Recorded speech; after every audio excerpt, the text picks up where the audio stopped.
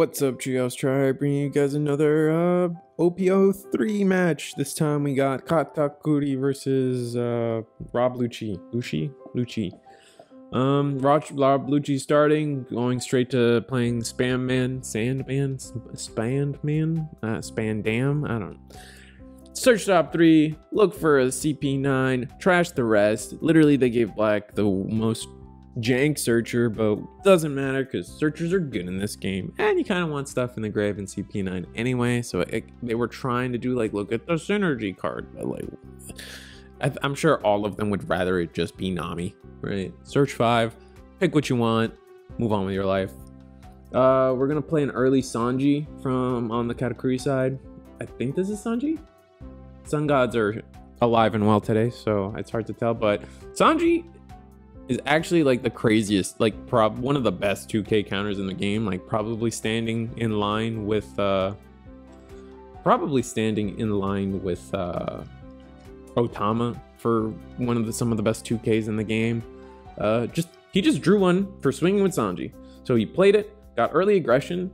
So your opponent is either forced to take a life or throw one card away, and then you get to draw a card. So you replace the card that Sanji is for a body on board, and Sanji essentially negged your opponent one card. And now, potentially, he's going to be a blocker, air quotes. So you essentially, if you really want to think about resources in this game in this kind of way, Sanji just netted you +2 because he replaced himself. So you're no longer negative for playing him.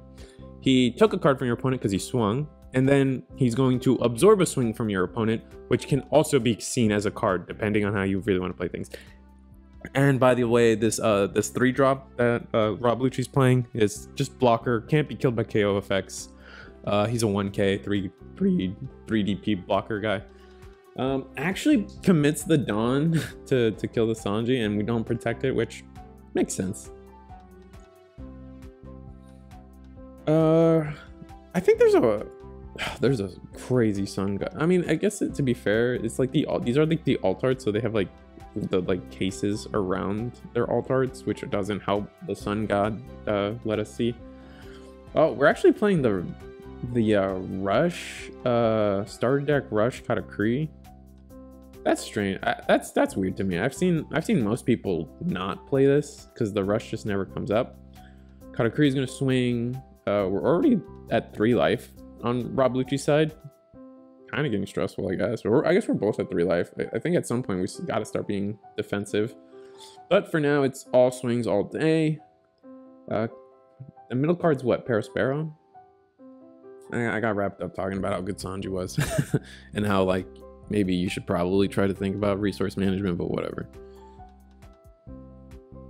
I guess in that case, absorbing the swing from the Spanman isn't quite resource management because that was a swing they wouldn't get either way. I don't know. There's ways to think about it. There's definitely it's a thought process, right? It's a whole kit and caboodle when it comes to this game. We're gonna throw away the Shirahoshi. Usually a card you're just hoping is insecurity, and if it's not insecurity, you don't just combo fodder. And then we play the start. I think this is the starter deck Garb. I don't remember where this Garp's from, but rest him, pitch a card, he can kill a 4K or 4 cost or less. I think that's the starter deck one. It's hard to remember because there's 2 Garps. There was one in the set, and there was definitely one in the starter deck. Yeah, this one's the starter deck one. Tap him, pitch a card, 4 costs. The other one's when attacking, kill a 3K or something. 3 costs, sorry. It's all cost based here when it comes to oh no, the Garp kills a 0. It doesn't matter. The one that was on board, tap him, pitch a card, kill a 4 cost or less. We're gonna play, oh, it's a pudding. There's a pudding on board. Top 4 searcher, because I don't know why they don't want to give any color but red the best search. I don't know, it's so weird. Play Bluno. Bluno is also a blocker, but he's a 6K blocker, which makes him really handy. As anyone who's played Law knows, 6K is a great blocker type to have.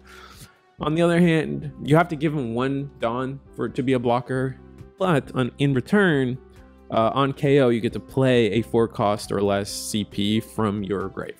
So a lot of people use in Tekken the Kumadori typically is what's played, because he's just like he's a 4-cost 6k, right, or 6 DP guy. A 4/6, I think the terminology has evolved to. There's a lot of stuff. God dang it, man. We're already at 10 dollars and I'm rambling about cards. Big Mom, such a good card. Such a wild card. For 10 Dawn, heal 1, your opponent trashes 1 life. So you swing the life by 2, and then I mean, you have to tap out for it, but you swing the life for 2, which is just so good. Cracker plays the Cracker, ditches the Sovereignty. Pretty smart. I think that's probably optimal. Do the swings matter? Like yellow controlling life and getting triggers off of life, but they're not like, they tend to not be like really toxic triggers. Like very rarely are they like, other than Sovereignty as your last health, most of the triggers are like, oh, they get a body. Okay, but you had to lose a card in hand to get the body, and I don't know. We're going in, swinging in. That's another trigger. Oh my god. All right, now it's a little ridiculous. We're gonna play another Bluno, give him a Dawn, so he's a blocker. So we got 3 blockers, walling up with blockers. It's really convenient that the 3-cost blocker here can't be killed by effects. Not that yellow plays too many effects that kill things outright. We're gonna swing Parasparrow, 6k. Parasparrow is just a good card. On KO, search top 3, pull a Big Mom Pirates. Can't complain. It's just good. It's just good. What do? You swung 6k at you. You're tapped out. Your hand is 3 cards. Let's look at that. Yeah, it's 3 cards.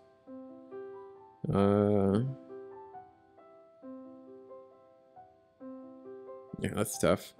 I mean, you're ahead on life, which is good, but Cracker on board kind of makes that very weird and scary.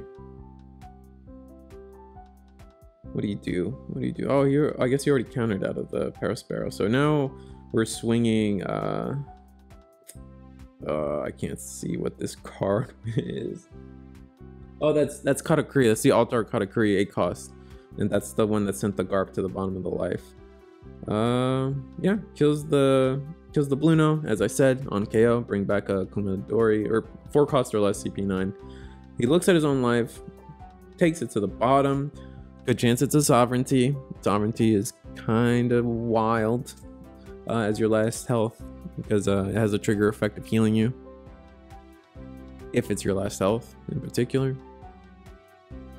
Swing Big Mom at life. He probably should just take it, so kind of like trying to negate the value off of Cracker here. Cracker, if you put one on Dawn under him, he becomes if you have less life than your opponent, he gets a double attack plus 1k, but I'm not sure if the 1k requires the health difference or not, so someone can correct me or not right now. I guess it's not a big deal. But we got a massive board. He's gonna put 4 Dawn under pudding just to demand another 1k out of our opponent. That I love little plays like this. Getting the like second card value out of your searchers, I think, is something that is very rarely appreciated when it comes to just learning how to play the game, first of all, and then in commentary people are just like, oh, you're strong with the decision, the wherewithal to make that decision, to be like, all right, now I'm going to swing with this searcher that typically sucks with swinging because he's only 2k, so it's a lot of Dawn commitment to swing, but right now it's a good time to just ask for another card from my opponent and see what happens. You know, I mean, best case scenario, he loses a Kamaduri and you still have the searcher on board and you still have a body that needs to be respected. Lucci swings at security, and then so did Kamadori, but oh, we're gonna play Giraffe Man. He plays, you send 2 CP from your grave to the bottom and then you KO something, I think. Thought that's what he did. Oh, is he deciding what to KO? There we go. Decides to KO the Parasparrow. Probably should have KO'd the Cracker. Oh no, maybe it's 3 cost or less. I don't have all the cards like super memorized yet. Yeah, it's 3 cost or less. So he killed the Parasparrow. Big Mom, I think that was the Katakuri that swung into the Kamadori. The vanilla 6k. 8 into 6. Your opponent only has 1 card. It's a free swing. I think now you just send in the homies, right? You just, once again, just, unless you have another Big Mom, just yeah, just put like 1 under, just go up the ladder, I like to call it. Put exactly 5 under, make putting a 5k swing.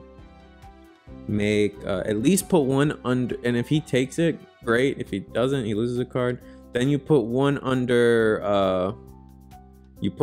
Cracker, and then make him a 7k. Demand the block from your opponent. And there's so many ways that this can go around. Like, I don't think there's a way where yellow can win this turn depending on the hand. However, oh, he takes it. Oh, he's gonna, oh, he looked, sorry. It was a 2k. Interesting that he put it there. And he actually does take the life. He chooses to take the life. That is well, probably trying to fish out a way to use the Rob Lucci effect. Rob Lucci effect being that if your opponent card dies, you can trash 2 cards in your hand and discard a card. But I still think that, I think the sequencing was wrong here. I think you should have swung with the pudding, made pudding a 5k, see what happens. Then you swing Katakuri, see what happens. If anywhere there's like, because he has to block this, I think there's no world where he doesn't block the Cracker because he doesn't want to get double attacked. But now he has 2 cards in hand that can counter out of the pudding 5k swing, so it doesn't make the swings as fun or as nice or as solved, right? He just played 2 puddings, just trying to shuffle his hand up a bit. That's a brulee I'm seeing.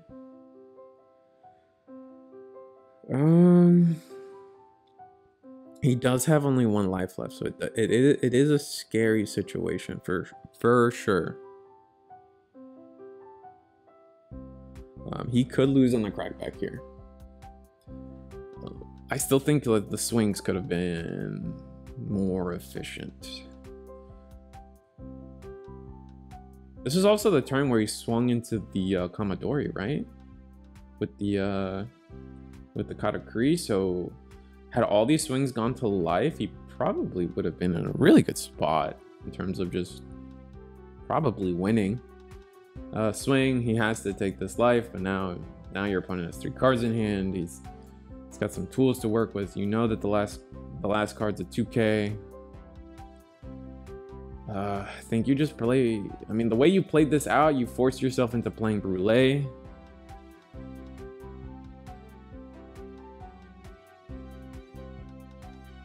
Now you have 4 cards in hand. Actually, this last swing could potentially lose him the game. Like, Rob Lucci here can win.